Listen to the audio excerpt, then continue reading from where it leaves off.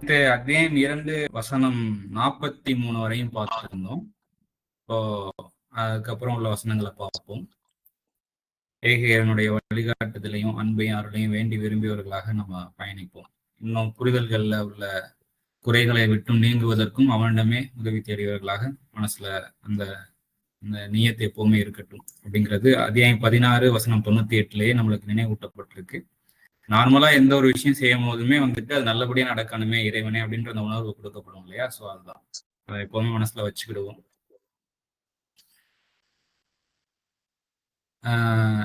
நேற்றே அரபி வாசிச்சாச்சு. Word by word நம்ம பார்த்துருவோமா? 44வது அத்தியாயம் 2 வசனம் 44.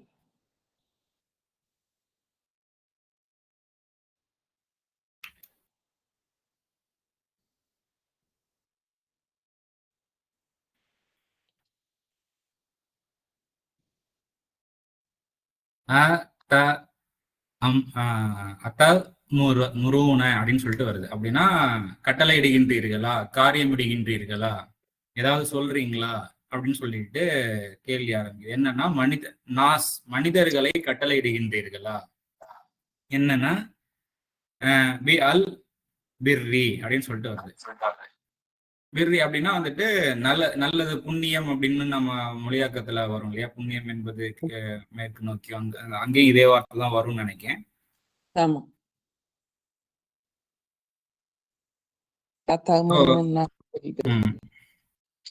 சோ இப்போ புண்ணியம், அதாவது புண்ணியம் செய்யறதுக்கு இல்ல புண்ணியத்தை கொண்டு நலம் புரியறதுக்கு நீங்கள் மனிதர்களை நீங்க வந்து கட்டளையிடுகின்றீர்களா அப்படின்னு சொல்லிட்டு கேள்வி கேட்கப்படுது. அதுக்கப்புறம் என்ன வருது அப்படின்னா தன்சவுன அப்படின்னு சொல்லிட்டு, தன்சவுனா நீங்க மறந்து விடுகின்றீர்கள். எதை மறந்து விடுகின்றீர்கள்? அன்புசக்கும், உங்களுடைய நப்சுகளை வந்து நீங்க உங்களுடைய ஆன்மாக்களை வந்து நீங்கள் மறந்து விடுகின்றீர்கள். அன்தும் தத்லூனல் கிதாப, நீங்கள் வேதத்தை ஓதவும் செய்கிறீர்கள். அன்தும்னா நீங்கள், தத்லூன அப்படின்னா ஓதுறது, வாசிக்கிறது அப்படிங்கிறது. வெறுமன பேப்பர் எடுத்து ஓதுறது மட்டும் இல்லை, ஒரு ரிசைட். இந்த ஓதுறதுங்கும் போது என்ன சொல்றது, வாழ்க்கையில நல்லா ஓரளவுக்கு எக்ஸ்பீரியன்ஸ் பண்ணி அதை நீங்க அதன்படி வாழ்ந்துட்டு அதுவுமே ஓதுறதா தான் கன்சிடர் பண்ண முடியும். ஸோ அதை வந்து நீங்க வேதத்தை நீங்க வந்துட்டு வாழ்ந்து வேதத்தை புரிந்து வாழ்ந்தவர்களாகவும் இருக்கின்றீர்கள், இல்ல வேதத்தை ஓதுபவர்களாகவும் இருக்கின்றீர்கள் அப்படின்ற பல அண்டர்ஸ்டாண்டிங் இதுல வெளிப்படுது. அதுக்கப்புறம் அஃபலா தஅகிலூன், நீங்கள் வந்துட்டு அதை புரிந்து கொள்ள வேண்டாமா அப்படின்ட்டு கேள்வியா கேட்கப்படும். இப்போ அந்த வசனத்துக்கு போறேன். நலம் புரிய மனிதர்களை ஏவுகின்றீர்களா, உங்களது ஆன்மாக்களை மறந்து விடுகின்றீர்களே, நீங்கள் வேதத்தையும் ஓதுகின்றீர்கள், ஆக நீங்கள் புரிந்து கொள்ள வேண்டாம். இப்ப நம்ம மேல இருந்து வாசிட்டு வரோம் இல்லையா, அதோடைய கனெக்டிவிட்டில இருந்து ஃபர்ஸ்ட் எடுத்துக்க பார்ப்போம். அதுக்கப்புறம் நம்ம காமனுக்கு புரிந்து கொள்றதுல இன்னுமே வந்துட்டு நல்ல டீட்டெயிலா விளக்கம் அடைவோம், விவரிக்கப்படுவோம் அப்படின்ற ஒரு உணர்வு இருக்கு. மேல வந்து மலக்குமார்கள் வந்தாங்க, ஆதம் வந்தாங்க. ஸோ அப்போ மலக்குமார்கள் அப்படிங்கும் போது வந்துட்டு ஒரு ஹையர் ஸ்டேஜில் இருக்கக்கூடியவங்கன்னு அர்த்தம் இல்லையா? அவங்களுக்கு ஒரு பதவி கொடுக்கப்பட்டவர்கள், மிகப்பெரிய ஒரு பதவி, பொறுப்பு கொடுக்கப்பட்டவர்கள் அப்படின்னு. ஸோ அப்ப அவங்களுக்குள்ள வந்துட்டு ஏதோ எல்லாருமே இல்ல, ஒரு சில பேர் வந்துட்டு அங்க வந்துட்டு ஒரு கான்ஃபிளிக்ஸ் அங்க வந்து ஏற்பட்டிருக்கு, குறைகள் ஏற்பட்டிருக்கு. அதற்காகத்தான் அங்க ஹலீஃபாவே தேவைப்பட்டிருக்கு. ஸோ ஹலீஃபா, இப்போ ஹலீஃபா வந்ததுக்கு அப்புறம் வந்துட்டு ஹலீஃபாவும் வந்துட்டு கொஞ்சம் தவறு மிஸ்டேக் பண்ணிடுறாரு. ஆனா அதுக்கப்புறம் அவர் வந்து மீட்சி அடைகிறாரு. வார்த்தைகளை கற்றுக்கொண்டு படிப்படியா வந்துட்டு அவர் வந்து பரிபாலன் பக்கம் மீட்சி அடைகிறார். அதுக்கப்புறம் ஒரு கூட்டமே நீங்க எல்லாருமே இறங்க அப்படின்னா ஆதம் பண்ண மாதிரி, அப்புறம் அந்த இப்லிஸ் நிராசை தன்மை கொண்ட எல்லாரையும் இறங்குங்க அப்படின்னு சொல்றதுதான் அங்க ஒரு சேர இறங்குங்க. ஸோ அப்ப இறங்கும் போது இப்ப இங்க வந்துட்டு நல்ல ஒரு பதவியில இருந்தவங்களும் மீன்ஸ் மேலான நிலையில இருந்தவங்களும் இப்ப வந்துட்டு அவங்களுடைய நிலையை வந்துட்டு அவங்கவுங்களுக்கு எந்தெந்த அளவுக்கு மிஸ்டேக்ஸ் பண்ணிருக்காங்களோ அதுக்கேற்ற மாதிரி அவங்களுடைய ஸ்டேட்டஸ் வந்து இறங்கிருக்கு. அவங்கள பார்த்து சொல்லும் போது இந்த வார்த்தை கரெக்டா இருக்கும். அதாவது நீங்க வந்துட்டு உங்களுக்கு நிறைய விஷயம் ஆக்சசிபிலிட்டி, ஒரு உலகம் எப்படி இயங்குது, பிரபஞ்சம் இயங்குது அப்படின்னு தெரிஞ்சுக்கிறதுக்கெல்லாம் வந்துட்டு கொஞ்சம் அதிக வசதி வாய்ப்புகளா அரசர்கள் மன்னர்களா இருக்கிறவங்களுக்கு பாசிபிலிட்டி கூட இல்லையா? ஆமா. ஸோ ஒரு புரிஞ்சுக்கிறதுக்கு தகவல் கிடைக்கிறதுக்கு எல்லாம். ஸோ அப்போ அது எல்லாமே நீங்க வாசிக்கிறீங்க. நீங்க மனிதர்கள், நீங்க ஒழுங்கா இல்லாம மனிதர்களை கட்டளை இடுகின்றீர்களா? அரசரை பார்த்து இதை கேட்க முடியும் இல்லையா? கண்டிப்பா. ஸோ இதுதான். இப்போ ஒவ்வொருத்தவங்களுக்கும் ஒவ்வொரு வகையில ஆளுமை கொடுக்கப்பட்டிருக்கும். இப்போ வீட்டுல ஒரு மகனுக்கு இல்ல அண்ணனுக்கோ தங்கச்சி, இல்ல அப்பாவை பார்த்தோ அம்மாவை பார்த்தோ வந்து பையன் சொல்லும் போதோ, இல்ல மனைவியை பார்த்து சொல்லும் போது, மனைவி கணவனை பார்த்து சொல்லுவது, சில சின்ன சின்ன அந்த மாதிரி ஆளுமைகள் இருக்கத்தானே செய்யும். ஸோ அப்போ அந்த இதை எப்படி பார்த்தாலும் அப்ப எல்லார்கிட்டையுமே அந்த ஒரு மாலை கொடுக்கப்பட்டதா இருக்கு கொஞ்சம். ஸோ அந்த நேரத்துல அந்த ஆளுமை கொடுக்கப்பட்ட சமயத்துல நம்ம வந்துட்டு நம்மளை என்னுடைய நப்சம் மறந்துட்டு மித்தவங்களுக்கு கட்டளை இடுகின்றீர்களா? இப்ப எல்லாருக்குமே கனெக்ட் ஆயிடுச்சு. நீங்க வேதத்தையும் ஓதுகின்றீர்கள் அப்படிங்கும் போது வெறுமனே இந்த எழுத்து வடிவ இது மட்டும் கிடையாது, இந்த வேத விதிகள், இந்த பிரபஞ்ச விதி எப்படி இருக்கு, ஒருத்தன் ஒரு விஷயம் செய்யாம எனக்கு வந்து போதிச்சானா உனக்கு பிடிக்குதா, உனக்கு பிடிக்கல இல்ல, அதே போலதானே அங்கிட்ட இருக்கும் அப்படிங்கிறது நீங்கள் புரிந்து கொள்ள வேண்டாமா அப்படின்னு அடுத்தது வருது. ஓகே, இப்ப அடுத்த பாயிண்ட் வந்து இந்த மாதிரி சமயத்துல எப்படி அதை வந்து அப்ரோச் பண்றது அப்படிங்கிறதுக்கு அடுத்தது 45வது வசனம்.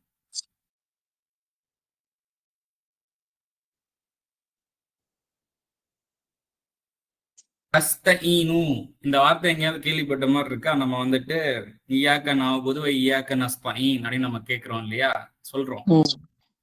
அதாவது உனக்கே சேவித்து உனக்கே ஒத்துழைக்க நாடுகின்றோம், உனக்கு ஒத்துழைத்து உன்னுடைய ஆதரவை நாடுகின்றோம் அப்படிங்கிற அர்த்தம் தான் இந்த அஸ்தைன் அப்படிங்கிறதுக்கு.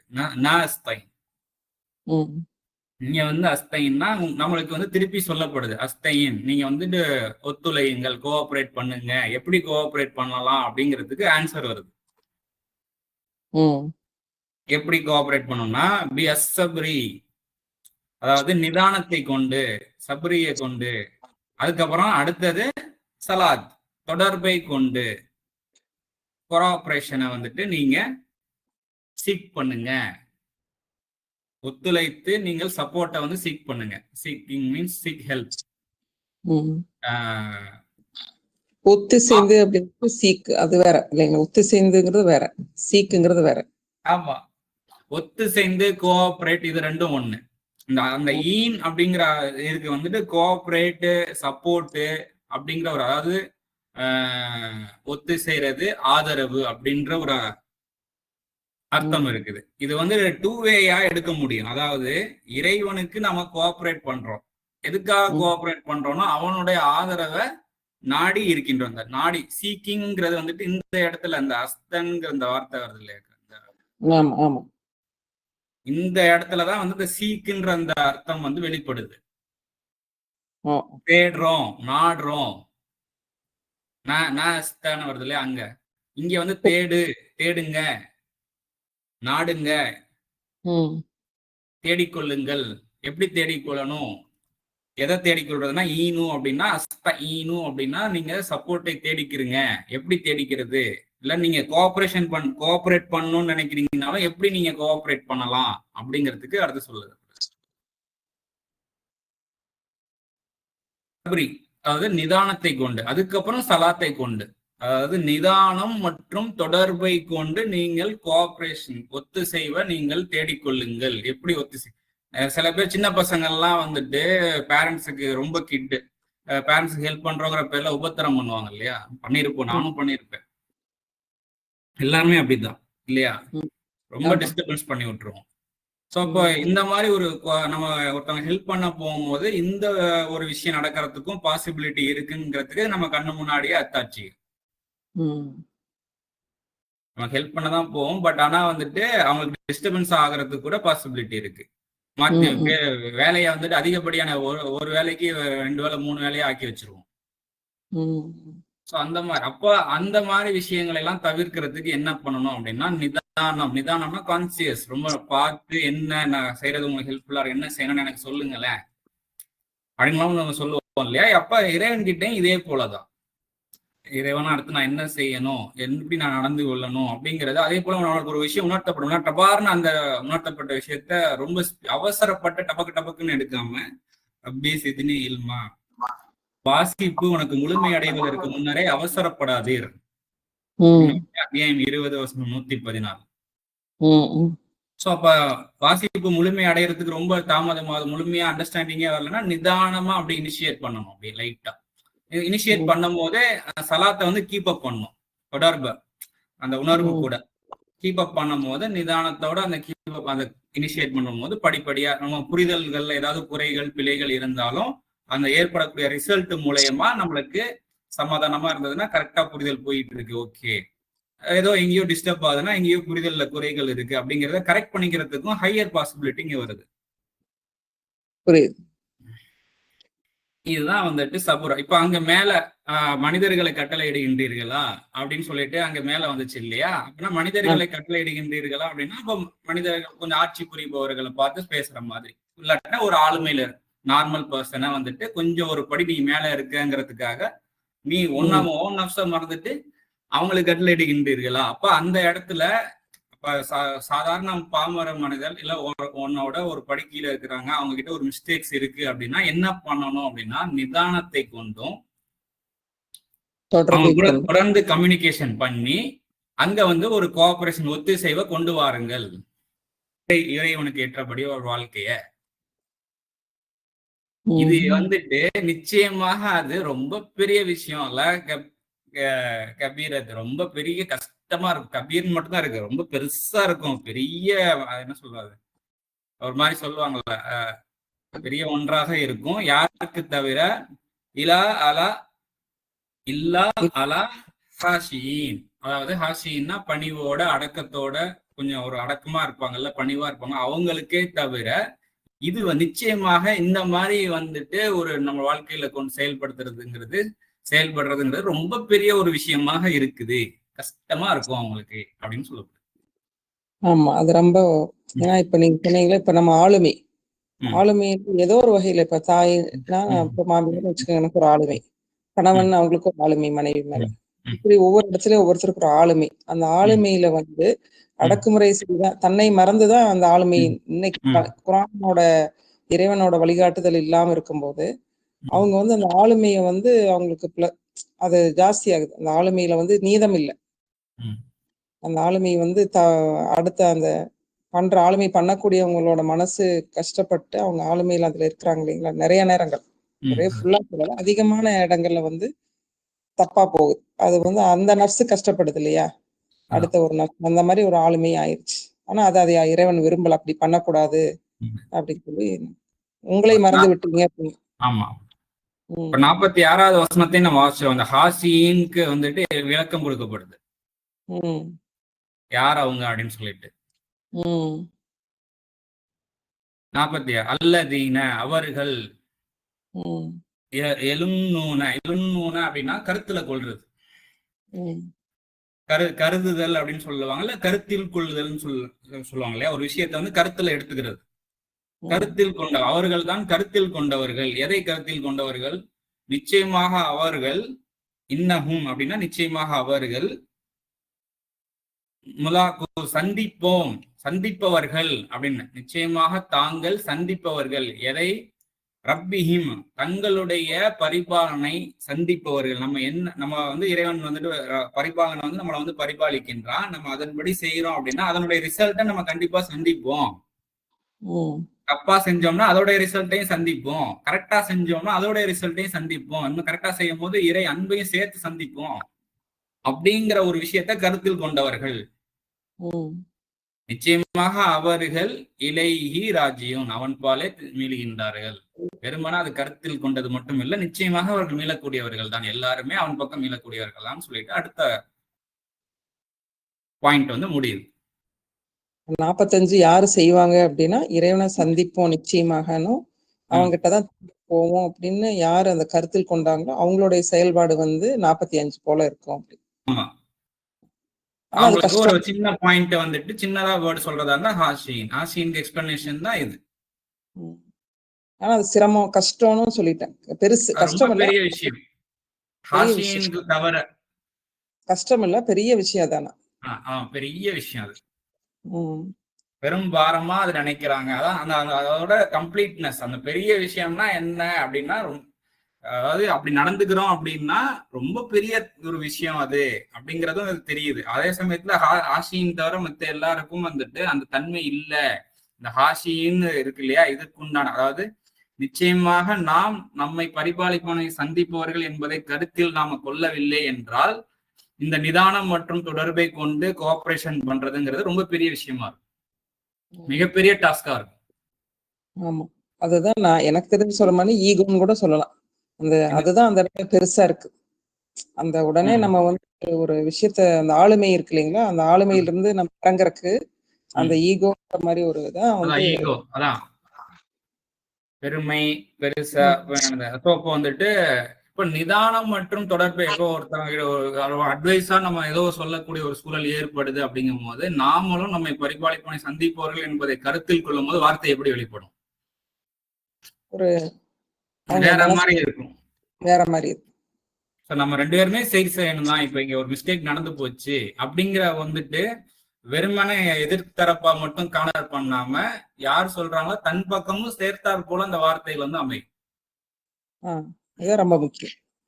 எதிர்த்தரப்ப இப்போ ஒரு மிஸ்டேக் ஏற்படுச்சுன்னா, அங்கிருந்து ஒரு 80 இருந்தாலும் என்கிட்ட 20 இருக்குங்கிறத முதல்ல அக்செப்ட் பண்ணணும்.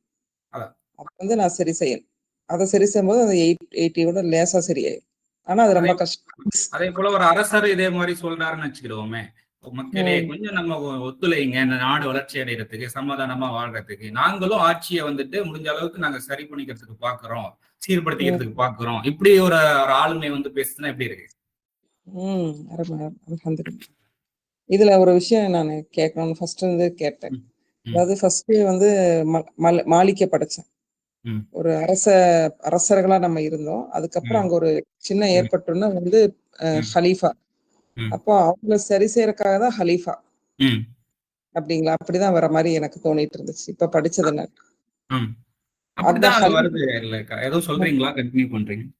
இல்ல அதுதான் அப்படிதான் எனக்கு இவ்வளவு நாள் அப்படி தெரியலையா. தனித்தனி நினைக்கும் போது அந்த தவறை சரி செய்யறதுக்கு அடுத்த ஒரு ஹலீஃபா அவங்களுக்கு தேவைப்பட்டுச்சு. அந்த ஹலீஃபாவும் தன்னோட இதை தவற விட்டுட்டாங்க இன்னைக்கு. அதுக்கப்புறம் மீண்டுட்டாங்க, ஆதம் வந்து மீண்டுட்டாங்க அவங்க. இப்போ அந்த மாளிகையில இருந்து இறங்கிட்டானா எல்லாரும் திரும்பி அந்த மாளிகா நம்ம வாழணும், அந்த இடத்துக்கு நம்ம வரணும். அதான். சோ ஏதோ ஒரு ஏரியாவில் அவங்க ஒரு ஹலிஃபாவா இருந்து அவங்களுடைய டாஸ்கை கம்ப்ளீட் பண்ணிட்டாங்க. பட் பல ஏரியாவில் இந்த மாதிரி ஒரு சொதப்பல்கள் நடந்திருக்குங்கிறத எப்படி நம்ம அண்டர்ஸ்டாண்ட் பண்ணிக்க முடியுது அப்படின்னா, எல்லாரும் இறங்குங்க அப்படின்னா பல இடங்கள்ல இந்த கொலாப்ஸ் நடந்திருக்கு. அந்த சமநிலைப்படுத்த வேண்டியது அர் ரஹ்மான். அவன் சமநிலைப்படுத்தக்கூடியவனாக இருக்கின்றான் அர் ரஹ்மான் அப்படிங்கிறது தான் சர்வ பரிபாலனை. அதுவும் குரான்ல இருக்கு. சோ இதுதான் பிரபஞ்ச கோட்பாடு, இப்படிதான் இயங்கிட்டு இருக்கும். இந்த சோ சமநிலையத்தை டிஸ்டர்ப் பண்ணக்கூடிய ஒரு ஆளா நம்ம ஆயிடக்கூடாதுங்கிறது இங்க உணர்த்தப்படுது. ஏதோ ஒரு வகையில டிஸ்டர்ப் ஆயிருக்குன்னா அதை ஒழுங்குபடுத்துறதுக்கு உதவியாளர்களா நம்ம இருக்கணும், கோஆபரேட் பண்றது. இறை கோட்பாடுக்கு உதவியாளர்களாக இருக்கணும். அதுக்கு எதிராக இருக்கும்போது அப்படி எதிராக நடக்க முடியாதுன்னு சொல்லிட்டான். வந்துட்டு நான் வேற வேலை பார்த்துட்டு இருக்கோம், உன்னை இப்ப கண்டுக்கிறாம விட்டுருக்கேன், அவ்வளவுதான். திருப்பி அந்த சைடு வந்து சரி பண்ணவும் உன்னை ஒரு பிடின்னு பிடிப்பான் நம்மள.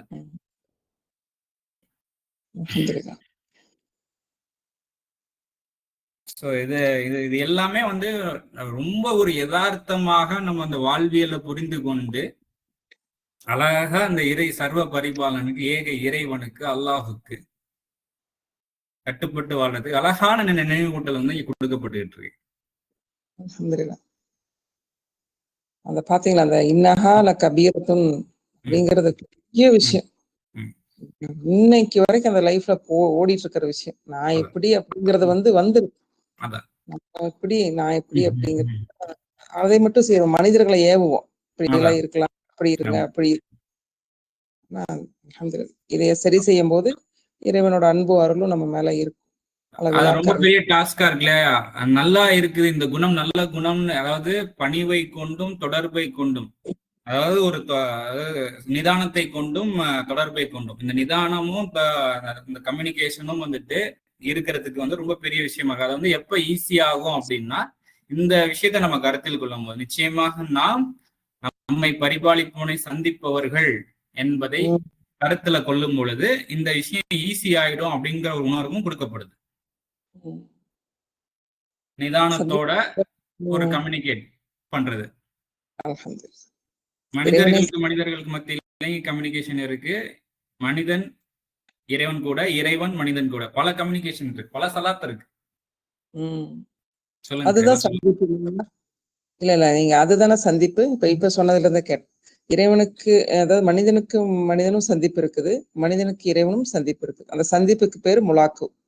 அப்ப அது நம்ம மரணிச்ச பிறகுதான் சந்திப்போம் அப்படின்னு ஒரு இதனால அதை நிறைய நன்மைகளை தவற விட்டுட்டோம். தவறுகள், தூய்மையான விஷயங்கள் நிறைய உள்ள வந்துருச்சு. ஆனா அந்த சந்திப்பு ஒரு சோதனைகளை நம்மளை சந்திக்கிற வைக்கிறான். அந்த வார்த்தைகள், இறை உணர்வுகளை கவனிக்காத போது ஒரு அடி விழுந்து ஒரு சோதனையை கொடுத்து அந்த சந்திப்பு ஏற்படுது. அதுக்கு முன்னாடியே நம்ம சீராய்க்கிட்டா இன்னும் நல்லா இருக்கும். இந்த சந்திப்பு கான்சிக்வன்ஸை பேஸ் பண்ணி இங்க வருது நம்மளுக்கு உணர்த்துது.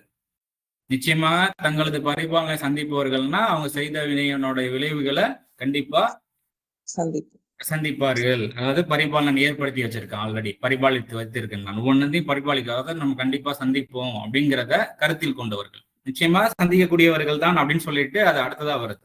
நிச்சயமாக அவர்கள் அவனிடம்தான் மீள்கின்றார்கள்.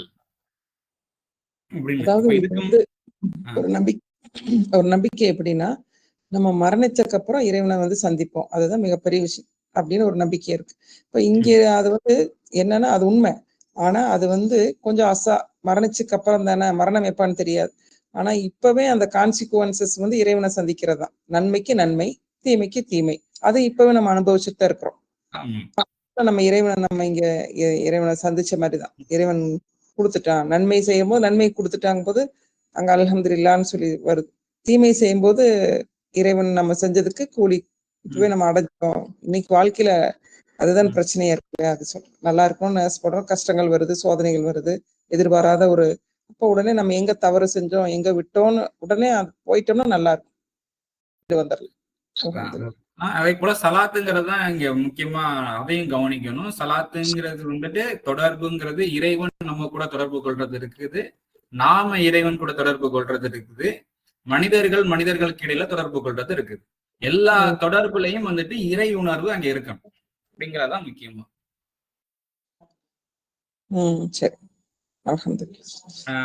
அதான் ரொம்ப ஒரு முக்கியமான ஒரு விஷயமா இருக்கு. அதே போல மரணித்ததுக்கு அப்புறம் அப்படிங்கிற போது, மரணித்ததுக்கு அப்புறமும் நம்ம செய்த விஷயங்களுடைய தாக்கங்கள் எப்படி இருக்குங்கிறதுக்கு நம்ம இங்க வச்சே நம்ம நம்ம அத்தாட்சியை நம்ம அனலைஸ் பண்ணி புரிந்து கொள்ள முடியும். அதாவது சில விஷயங்கள் நடந்து முடிஞ்சிருக்கும், நடந்து எப்பயோ முடிஞ்சு போயிருச்சும், அதுக்கப்புறம் பல வேலைகள்ல நம்ம ஈடுபட்டுக்கிட்டு இருப்போம். இருந்தாலும் அந்த நடந்து முடிஞ்ச விஷயம் ரொம்ப கசப்பான பெரும் தாக்கத்தை ஏற்படுத்தின விஷயமாக இருந்தால் அது இப்போ அது நடக்கவே இல்லை, ஆனாலும் அதனுடைய தாக்கம் நம்மளுடைய நப்சுக்குள்ள இருக்குங்க. எப்பயோ நடந்தது திடீர்னு ஞாபகத்துக்கு வந்தால் நப்சை போட்டு வாட்டி எடுத்துரும், நம்ம கரண்டா செய்யக்கூடிய செயல்களை சொதப்புவோம். ஸோ இப்போ இந்த மாதிரியான ஒரு அம்சம்லாம் இருக்கு இல்லையா? அப்போ அப்ப இந்த உடல் மண்ணோட மண்ணாக ஆகும் பொழுது ஆன்மான்ற ஒரு விஷயம் இருக்குது. அப்ப அந்த ஆன்மா இப்ப உடல் இருக்கும் போதாவது ஏதாவது சரி பண்ணிக்கிறதுக்கு அங்க வாய்ப்புகள் இருக்கிற மாதிரி இப்ப நம்ம அறிவு கட்டியிருக்கு. அதுக்கப்புறம் இறந்ததுக்கு அப்புறம் என்ன இருக்குன்னு எதுவுமே நமக்கு தெரியாது. தூக்கத்துல நம்ம சரி பண்றதா இருந்தா நம்ம என்ன சரி பண்ணணும்? ஒரு நம்மளை போட்டு வாட்டிய வதைக்குது. அப்போ கனவுலயே நல்ல விதமா செயல்படுற மாதிரி அந்த கனவுல நம்மளுக்கு அமைஞ்சிச்சு அப்படின்னா மேபி அந்த இடத்துல ஒரு சோல் அமைதி அடைகிறதுக்கு பாசிபிலிட்டி இருக்கு, லாஜிக்கா யோசிக்கும் போது. அண்டர்ஸ்டாண்ட் பண்ணிக்க முடியுதாக்கா?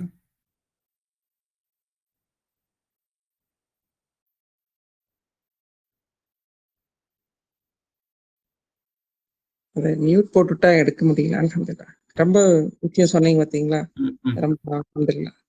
இன்னைக்கு நம்ம எப்படி அதாவது எப்போ ஒரு நடந்த விஷயம் நினைவு வந்தாலே அந்த மனசு அப்படியே அந்த கஷ்டப்படுது. ரெண்டாவது அதை மறக்க முடியாம விஷயத்த தொடர்ந்துகிட்டு இருக்குது, அந்த கஷ்டப்படுது, மனசு சோல் கஷ்டப்படுது.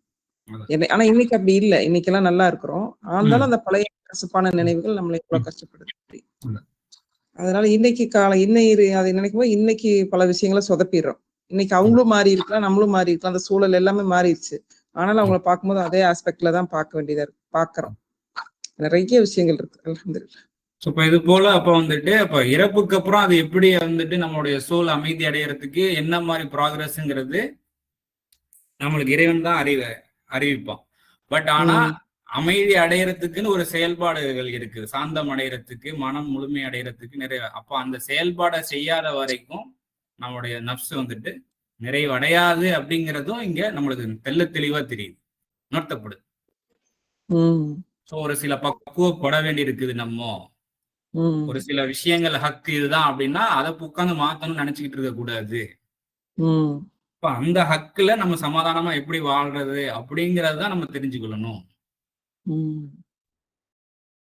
அதுவும் வந்துட்டு சும்மா ஏதோ வந்துட்டு வேற வழி இல்ல, கதி வேற அப்படின்ற அடிப்படையில கிடையாது. உண்மையா அதுல வந்துட்டு அருள் இருக்குது இறை கோட்பாடுல. சும்மா வந்துட்டு ஸ்லேவரியான ஒரு வாழ்க்கையெல்லாம் கிடையாது அப்படிங்கிறதும் புரிந்து கொள்ள முடியுது. மனிதர்கள் தான் வந்துட்டு ஃபுல்லா வந்து ரொம்ப சிரமப்படுத்தி வச்சுக்கிட்டோம் நம்ம வாழ்க்கை முறை, வாழ்வியல்கள். புதுசா ஒரு எக்ஸ்ப்ளோர் பண்றது, கண்டுபிடிக்கிறதுங்கிறது மனிதனுடைய ஒரு ஆர்வமாக இருக்குதுன்னா அதை எப்படி வந்துட்டு ஸ்டெப் பை ஸ்டெப்பா நிதானத்தோட தொடர்பை கொண்டு, இதுல நம்ம ஒரு இன்வென்ஷன் கண்டுபிடிக்கிறதுனால உங்களுக்கு ஆர்வம் இருக்குன்னா இது யாருக்கும் பாதிப்பு அடையாம இருக்குதா, அதுல ஒரு சில தடங்கள் இருக்கா, கொஞ்சம் கொஞ்சமா அந்த தடங்களை யாருக்கும் பாதிப்பு ஏற்படுத்தாத வகையில அந்த தடங்களை தாண்டி அந்த இன்வென்ஷனை கண்டுபிடிக்க முடியுதாங்கிறது தான் பார்க்கணும். மொத்தத்துல வந்துட்டு நம்மளுக்கு வந்துட்டு அமைதியான லேசான ஒரு வாழ்க்கையை தான் வந்துட்டு இறைவன் நாடுகின்றான். இந்த இறை கோட்பாடு, இந்த பிரபஞ்ச கோட்பாடு, பிரபஞ்சம் இயக்கத்தை நம்ம புரிந்து கொள்ளும் பொழுது ஒரு உணவை உற்பத்தி செய்யறதுக்கு பெரும் கஷ்டப்பட வேண்டிய ஒரு அவசியம் இல்லை. அப்படிதான் இந்த பிரபஞ்சம் படைக்கப்பட்டிருக்கு. உணவு தான் முக்கியமான ஒரு அம்சமா இருக்குது ஒரு மனிதனுக்கு. அதுக்கப்புறம் வந்துட்டு நதி, அருவி, இயற்கை காட்சிகள், பறவைகள், இதையெல்லாம் பார்க்கும்போது மனிதனுக்கு கண்குளிர்ச்சியாக இருக்கு. இது இல்லாம அவனுக்கு வந்துட்டு ஒரு இருப்பிடம் வந்துட்டு தேவை, மழை பெய்யும் போது ஒதுங்கிறதுக்கு. இவ்வளவுதான். இதை ஏற்படுத்திக்கிறதுக்கும் இயற்கையாவே அங்கங்க விஷயங்கள் இருக்கத்தான் செய்யுது. இதை கொஞ்சம் ஒழுங்குபடுத்துறதுக்கு தான் இறைவனுடைய அருளை கொண்டு வந்துட்டு மனிதனுக்கு வந்து ஒரு சில சிந்தனை திறன், சிந்தனை ஆற்றல்லாம் கொடுக்கும். இதான் சரி பண்ணிக்கணும், வேற எதுவுமே இல்லை. இதை ஒவ்வொருத்தவங்களும் ஒவ்வொரு விதமா வந்துட்டு ஒவ்வொரு தனித்தன்மையோட பண்ணுவாங்க இல்லையா, ஒரு முன்மாதிரியா. அவ்வளவுதான். ஆடைகள் எடுக்கிறதும் வந்துட்டு பெரிய விஷயம்லாம் கிடையாது. நாம தான் இப்ப வந்து காம்ப்ளிகேட் பண்ணி வச்சிருக்கிறோம். ரொம்ப ஈஸியான ஒரு விஷயமாக தான் இருக்கும். அதுல வந்துட்டு அழகு, அலங்காரம் அப்படின்ற அடிப்படையில ஸ்டெப் பை ஸ்டெப்பா வந்துட்டு அப்கிரேட் ஆகுது, பரிணாம வளர்ச்சி அடையுது. ஸோ இதை பேஸ் அதுக்கப்புறம் அந்த மாதிரி வேலைகள் செய்யும் போது மனிதர்களுடைய பலவீனம் அங்கங்க மிஸ்டேக் அடிப்படும், காயப்படும். ஸோ இதை எப்படி சரி பண்றதுங்கிறதுக்கு அடுத்த ஒரு அறிவாற்றல் கொடுக்கப்படுது. ஸோ அதெல்லாம் ஃபர்ஸ்ட் எய்டு. இப்போ ஃபர்ஸ்ட் எய்டு தான் வந்துட்டு என்ன ஆயிடுச்சு, எனி டைம் அந்த ஃபர்ஸ்ட் எய்டே கொடுத்துக்கிட்டு நான் பண்ற தப்ப பண்ணிக்கிட்டே இருப்பேன், ஃபர்ஸ்ட் எய்ட் நீ கொடுத்துக்கிட்டே இரு அப்படின்ற மாதிரி இப்ப மருத்துவம் ஆயிடுச்சு. ஆமா, மருத்துவம் மட்டும் இல்ல, எல்லா விஷயமே ஃபர்ஸ்ட் எய்ட்லயே தான் இருக்கிறோம். ஃபர்ஸ்ட் எய்ட்லயே அடுத்த ஸ்டெப் போறதே இல்லை. ஏன் இந்த தவறு நடந்துச்சு, இனிமேட்டு இந்த பாதிப்பு, இந்த அடி நம்ம வாங்கக்கூடாது அப்படிங்கிற, அப்ப அடி வாங்காம இருக்கிற இந்த அடி, இந்த தவறு நடக்காம இருக்கிறதுக்கு என்ன பண்ணணும் அப்படிங்கறது பக்கம் வந்துட்டு கவனம் திருப்ப வேண்டியிருக்கு. ஸோ அப்ப நம்ம வெளியே வர முடியாத அளவுக்கு ட்ராப்ல சிக்கி இருக்கோம், என்னன்னு தெரிஞ்சு போச்சு, எல்லாமே கொலாப்ஸ் ஆகி வெளியே வர்றதுக்கு முடியவே இல்லை, அந்த அளவுக்கு ட்ராப்ல சிக்கிட்டு இருக்கோம் அப்படின்னா இந்த இடத்துல வந்துட்டு நம்மளுக்கு யார் ஞாபகத்துக்கு வர்றாங்கன்னா, பர்சனலா எனக்கு என்ன, ஃபிரௌன் கூட ஒரு ஆள் இருக்கிறாரு இல்லையா, நம்பிக்கையை மனதில் மறைத்து வைத்துக் கொண்ட ஒருவர் அப்படின்னு சொல்லிட்டு ஒரு ஆள் சொல்லப்படும் இல்லையா. சோ அப்ப அவர் பார்த்தோம் அப்படின்னா, அப்ப அவர் அவ்வளவு டீட்டெயில் பேசுவாரு, அவ்வளவு புரிந்து வச்சிருக்கிறாரு இறை கோட்பாட. எப்போ அதெல்லாம் வெளிப்படுத்துவார் அப்படின்னா, ஃபிரௌன் வந்துட்டு மூசாவை நான் கொல்ல போறேன் அப்படின்னு சொல்லிட்டு கோவத்துல எந்திரிக்கும் போது, என்னப்பா என்ன அரசரே வந்துட்டு நீங்க ஒருத்தன் வந்துட்டு இறைவன் ஒருவன் தான், அவன் அந்த இறை கோட்பாடு கட்டுப்படுங்கன்னு சொல்றதுக்காக ஒருத்தனை கொலை பண்ண முடியுமா அப்படின்னு சொல்லிட்டு கேட்க ஆரம்பிக்கிறார்.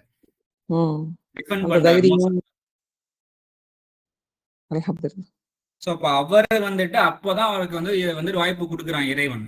அவ்வளோ நாள் அவரால் வெளிப்படுத்த முடியல. அதாவது நம்பிக்கையை மனதில் மறைத்து வைத்துக் கொண்டிருந்த இந்த இறை கோட்பாடுகளை எல்லாம் விளங்கி அதன் மூலமா ஏற்பட்ட அந்த நம்பிக்கை, பாதுகாப்பு உணர்வை செயல்படுத்த முடியாத நிலைமையில இருந்திருப்பாரு இல்லையா.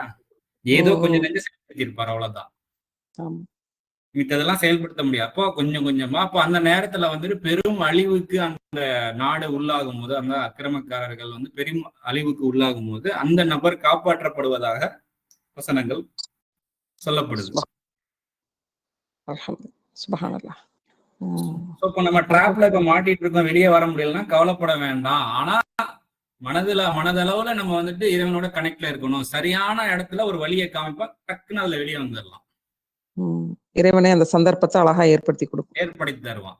நம்மளால எதுவுமே செய்ய முடியாத நிலைமையில இருந்த அவருக்கு எப்பேற்பட்ட ஒரு வாய்ப்பு. அதாவது ஒரு மூசா அங்கே ஒரு பிரதிநிதி ஏற்படுத்தப்பட்டிருக்கு. அந்த பிரதிநிதி அந்த இடத்துல கொலை பண்ணி அதான் செத்துட்டாரு அப்படின்னா அங்க மிகப்பெரிய ஒரு விஷயம் நடக்க இருக்கு. அடுத்தது எல்லாமே டோட்டலா ஆயிடுமே. அப்ப வந்து எப்பேற்பட்ட இடத்துல ஒரு ஆளை இந்த காரியத்தை செய்யறதுக்கு என்ன தேர்ந்தெடுத்திருக்கான்னு சொல்லிட்டு அவருக்கு எவ்வளவு பெரிய சந்தோஷம் இருக்கும் அவருக்கு. உண்மை உண்மை. அதாவது அந்த உண்மையான விஷயத்த அவங்க வந்து வெளிப்படுத்த முடியல அப்படின்னு ஒரு சந்தர்ப்பத்துல கடைசிக்கு அந்த மன ரீதியாவாச்சு இறைவனோட தொடர்பு கொண்டு தன்னை சீராக்கிட்டு அதுக்காக இறைவனோட பணிவோட பிரார்த்தனையிலையும் அந்த தேடுதலையும் நம்ம இருக்கணும். அது யாரும் நம்ம உள்ளத்துக்கு யாரும் வந்து நம்மளை தடை செய்ய முடியாது இல்லைங்களா? அதுல கூட நம்ம கடைசியா இருந்தோம்னா, அதுல உண்மையா இருந்தோம்னா இறைவன் கண்டிப்பா அந்த இடத்துல ஒரு மிகப்பெரிய ஒரு சந்தர்ப்பத்தை வாய்ப்பை ஏற்படுத்துவோம். வெளிப்படுத்த சந்திக்கிறாங்க, பரிபாலனா சந்திக்கிறாங்க. இப்பதான் அதான் அதனுடைய சீக்கிரம். அதாவது சபூரை கொண்டும் சலாத்தை கொண்டும் அவங்க வந்துட்டு சப்போர்ட்டை தேடிக்கிட்டே இருந்திருக்கிறாங்க. கரெக்டான ஒரு மூமெண்ட் ஏற்படுது. அவங்க யாராவது எதிர்பார்த்திருப்பாங்களா இப்படி ஒரு ஆள் வருவார்? இவர் ஓடி போன ஆளாச்சு மூசாங்க. ஆமா ஆமா. இவங்களுக்குள்ளேயே அவர் இருக்கிறாரு. அந்த பிரௌனோட கூட்டத்துக்குள்ளேயே இவர் இருந்து எப்படி இறைவன் மட்டும் வந்து எப்படி தொடர்பு கொண்டு அந்த உண்மையை, அதாவது அவருக்கு எங்க தேடி இருப்பாரு அங்க. ஆமா அல்ஹம்துலில்லாஹ். மனசார அந்த நிதானத்தோட சில நேரம் கொடுங்கோலான ஒரு விஷயம், ஒரு திட்டத்தை கொடுக்குறாங்க, ஆட்சி போடுறாரு, ஃபிரௌன் போடுறான் அப்படின்னா அதை மக்கள் கிட்ட செயல்படுத்தும் போது முடிஞ்ச அளவுக்கு பாதகம் இல்லாம செயல்படுத்த பார்த்திருப்பாங்க. அந்த மாதிரி இங்கேயும் நடக்குது இல்லையா நம்மளுடைய வாழ்க்கை? நடக்குது. அதனால அப்போ அந்த மாதிரி முடிஞ்ச அளவுக்கு அந்த நிதானத்தோட அப்போ ஒத்துழைப்பை தேடிக்கிட்டே வந்திருக்காரு, மனசுல மறைச்சு வச்சுக்கிட்டு. அப்போ ஒரு மூமெண்ட் வந்து ஏற்படுது. மூசம் இப்படி ஒரு ஆள் வந்து பேசுவாருன்னு யாருமே அங்க எதிர்பார்த்திருக்க மாட்டாங்களே அவையில. அப்படி ஒரு பேசும்போது அவருக்கு எவ்வளவு தெரியும், கேள்விக்கு பதில் அளிச்சுட்டான் அப்படின்ற மாதிரி அவருக்கு அந்த உணர்வா இருக்கும் அந்த நபருக்கு. ஆமா அல்ஹம்துலில்லாஹ். இப்ப எல்லாரும் இது வந்து என்ன அந்த சூழல்ல தான் எனக்கு நிறைய ஒரு நம்மளோட கலைகள் இருக்கு. அதுக்கு ஒரு வாய்ப்பு கொடுப்போம் இன்ஷா அல்லாஹ். இந்த மாதிரி நம்மளும் நம்ம வாழ்க்கையில அனுபவிச்சிருப்போம். ஏதோ ஒரு இடத்துல போயிட்டு அங்க நடக்கக்கூடிய ஏதோ ஒரு அதர்மத்தை வந்து நம்ம பேசும்போது எல்லாரும் எதிர்த்து நிற்பாங்க. அப்ப அந்த கூட்டத்துல இருந்து ஒரு ஆள் நமக்கு ஆதரவா பேசுவாங்க. அந்த மாதிரி நிறைய பேர் எக்ஸ்பீரியன்ஸ் பண்ணிருப்பாங்க.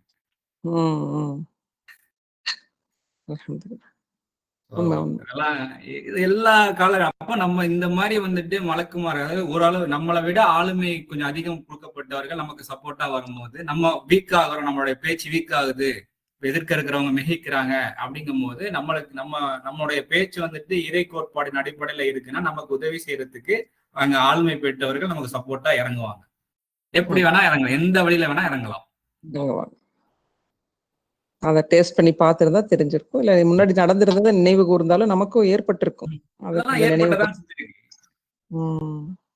மலக்குமார்கள்னா நம்ம வெறுமனே வந்துட்டு ஒரு 4-5 இறக்கைகளை வைத்து மேலிருந்து இறங்குவார்கள் அப்படின்ற அடிப்படையிலேயே பார்த்துட்டு இருந்தோம் இல்லையா?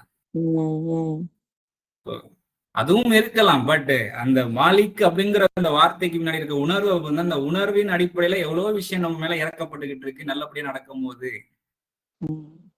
அப்படிங்கிறதுதான். நல்ல நினைவூட்டலா இருந்துச்சு. ஒவ்வொன்றுமே நம்ம யதார்த்தமா நம்மளோட அன்றாட வாழ்க்கைகள்ல நம்ம தவற விட்டதும் நினைவு கூறாம இருந்ததும், ரெண்டாவது வந்ததை வந்து எப்படிங்கிறத கூட சிந்திக்காம போனதுக்கும் ஒரு காரணத்தினால திரும்பியும் அதே நிலையில இருக்கிறோம்.